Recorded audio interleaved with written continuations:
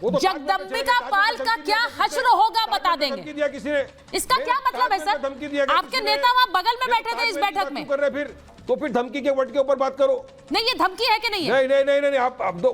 जगदम्बिका पाल का क्या हश्र होगा हम बता देंगे। धमकी नहीं है भाई। ताजमहल का क्या जिक्र नहीं। इफ दिस इज नॉट धमकी देन व्हाट इज धमकी?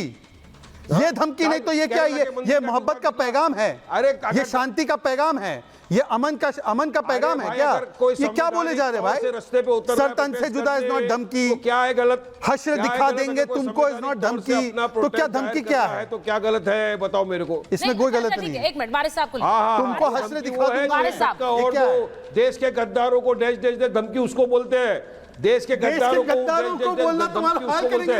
मस्जिद में घुस के मुसलमानों को मारेंगे। पार्लियामेंटियन को बोलना तुम्हें हश्र दिखा देंगे धमकी नहीं है। ये गजबे है, गजबा है ये तो एकदम अलग ही लॉजिक। मैं आपके लिए, मैं वारिस साहब, मैं आपके लिए सिर्फ आपके लिए वारिस साहब, भाटी जी बैठे हुए हैं, मैं जरा उनसे पूछ लेती हूँ इस लहजे को क्या कहा जाता है। जगदम्बिका पाल को बता देंगे, हश्र बता देंगे, भाटी जी कह रहे हैं हश्र बता देंगे अगर ये बिल पास करके तो दिखाओ। अब मुझे सिर्फ ये बताइए ये धमकी है कि नहीं है? सीधा सिंपल सवाल पूछ रही हूं। आप इधर आओ। नहीं देखिए, बात आपने कहा सिंपल और सीधा सवाल पूछ रही हूँ, तो बहुत ही सिंपल और सीधा जवाब है कि भारतीय जनता पार्टी के नेतृत्व वाली केंद्र सरकार एक बिल लाना चाहती है वक्फ संशोधन का, जो कि मुस्लिम समाज से संबंधित है। हाँ। और मुस्लिम समाज को सरकार की नीयत पर विश्वास नहीं है। मुस्लिम समाज को लगता है कि ये हमारे निजी मामलों में हस्तक्षेप करना चाहते हैं, हमारी प्रॉपर्टी हड़पना चाहते हैं, वक्फ में अपनी घुसपैठ करना चाहते हैं। तो लोकतंत्र का तकाजा ये है कि अल्पसंख्यक समाज को अगर विश्वास नहीं है तो उसको डिले कर दिया जाए। और इसके लिए जेपीसी भी बनी। जेपीसी ने 44 संशोधन सुधारे, सरकार उन्हें मान नहीं रही, सरकार जिद पे अड़ी हुई है, तानाशाही पे अड़ी हुई है, बिल लाने पे अड़ी हुई है। अब आपने सुचरिता जी कहा अपने वक्तव्य में कि संवैधानिक तरीके से बिल लाया जा रहा है, तो विरोध भी तो संवैधानिक तरीके से किया जा रहा है।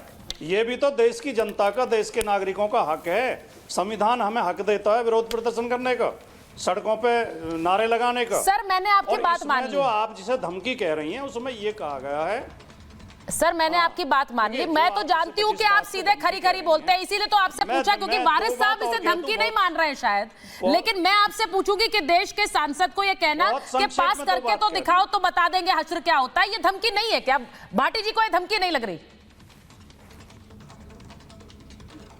नहीं, ये बिल्कुल आंदोलन की आम भाषा होती है कि अगर सरकार ने हमारी मांग नहीं मानी। बहुत बढ़िया है सर। सर देखिए मैं आपसे सहमत नहीं हूँ भाटी जी। भाटी जी अक्सर आपसे सहमत होती हूँ कई बातों पर, ये आपको आम भाषा लग रही है आंदोलन की। वाह वाह। और वारिस साहब हंस रहे हैं, वारिस साहब कह रहे हैं यही है। वारिस साहब आपको यही आंदोलन की भाषा लग रही है? दिखा देंगे, बता देंगे, सड़क पर उतर आएंगे, ये आम भाषा है। लोग अरे सरकार में गुस्सा है, लोगों के दिल में दिमाग में जमीनें खा रही है। सुचरिता जी आगे भाटी जी आ रही। गुस्सा आपके अंदर रहेगा ना कि मेरा घर को कैसा खा सकता है। गुस्सा तो बहुत लोगों में। ये आपका मतलब ये है गुस्सा हो तो सड़क पर उतरकर धमकी देना शुरू कर दो, फिर क्या बता देंगे, क्या दिखा देंगे। Sir this is not done. इस समय आप संविधान भूल जाते हैं, इस समय आप देश का कॉन्स्टिट्यूशन भूल जाते हैं, अपने कन्वीनियंस से संविधान को उठा लेते हैं। कामयाब प्रोटेस्ट को किस तरह से बेकामयाबी का रंग देना ये आप कर रहे हो। कामयाब प्रोटेस्ट है पूरी तरह से, तो आपको मिल गया बस एक पॉइंट, धमकी दिया। अरे नहीं, धमकी वार्निंग ये तो सब बीजेपी का काम है ना। ये करेंगे तो देश में तो पाकिस्तान भेज देंगे, मस्जिद में घुस के मारेंगे, एक धक्का और दो देश के गद्दारों को, ये सब धमकी बोला जाता है सुचेता जी। ठीक है, ये धमकी है। अपना हक मांगना, संवैधानिक तौर से प्रोटेस्ट करने को धमकी नहीं। नो सर वारिस साहब, ये संवैधानिक तरीके से प्रोटेस्ट जरूर हो सकता है, लेकिन धमकी होती है। मैं इस पर, मुझे नहीं लगता कि इस पे कोई भी, और मैं तो हैरान हूँ आज भाटी जी भी आपके समर्थन में है कि धमकी नहीं है, आम भाषा है, ये आंदोलन की आम भाषा है। सर ऐसी आम भाषा हर कोई इस्तेमाल करेगा तो सब लोग सड़क पर उतरकर ऐसी तैसी करने की बात करने लगेंगे, फिर तो ये आम भाषा है सर। फिर तो धमकी से हमें किसी को डरना नहीं चाहिए भाटी जी। मैं इस पर मुझे नहीं लगता कोई दो राय है। कंप्लीट करिए भाटी जी, फिर मैं फैज साहब के पास जाऊंगी। कृपया कृपया केवल 30 सेकंड। हाँ, बोलिए, लेकिन बोलिए मुझे फैसला, बीच में बोलिए। न टोकें। देखिए, भाटी जी। हम पत्रकारिता का जब इतिहास पढ़ते हैं तो पत्रकार हमेशा जन आंदोलन के समर्थन में रहा है, और जो बड़े बड़े पत्रकार जो पत्रकारिता में आदर्श माने जाते हैं वे सब आंदोलनकारी थे, उन्होंने खुद आंदोलन किए। लेकिन आज ये भारत देश में स्थिति ये हो गई है कि पत्रकारिता, मीडिया हमेशा आंदोलन के खिलाफ खड़ा होता है। ये आम मुसलमान नहीं है। ये जब भी मीडिया ये कह रहा था, जब किसान आंदोलन कर रहे थे, ये आम किसान नहीं है, ये बिके हुए हैं, भाड़े के हैं, विदेशी हैं, पाकिस्तानी हैं, खालिस्तानी हैं। ये पता नहीं क्या आज की पत्रकारिता को हो गया है। नहीं भाटी जी बड़ा स्टैंडर्ड सा टेक है। डिबेट कोई भी हो, टॉपिक कोई भी हो, पत्रकारिता पर आपका एक बार जरूर आएगा। ये अब सबको तो संसद सब जान हो चुके जाती हैं। है। तो सर ये थोड़ा सड़कों पर जनता प्रेडिक्टेबल को होना फॉर्मेट हो चाहिए गया हमेशा। आपका, इसको थोड़ा सा बदलिए आप। हर मुद्दे पर आप पत्रकार पर जरूर हमला करने लग जाते हैं, ये सही नहीं है। मैं इसलिए पूछ रहा, एक मिनट रुकिए, मैं डिबेट को डिरेल नहीं कर रही, जरूरी है बोलना, क्योंकि आज का पत्रकार ठीक है, ठीक है, आपको लग रहा है हम गलत बोल रहे हैं। मैं एक बार फैज साहब आप आए उससे पहले हमने एक पूरा एक रिपोर्ट चलाई जिसमें सारे जो लोग वहां जुटे हुए थे उनसे हमने पूछा है। सुनिए ना भाटी साहब, हमने उनसे पूछा कि भाई क्यों जुटे हैं आप वक्फ के लिए, तो किसी को वक्फ बिल नहीं पता है, किसी को ये नहीं पता प्रदर्शन क्यों हो रहा है, किसी को ये भी नहीं पता है कि सरकार से आपत्तियां क्या है, लेकिन वो वक्फ के खिलाफ प्रदर्शन करने आए हैं। मैं सिर्फ पूछ रही हूँ सर, ये आग लगाने वाली तरकीब है। ऐसे आप आ जाए जंतर मंतर पर और लोगों को भड़का रहे हैं।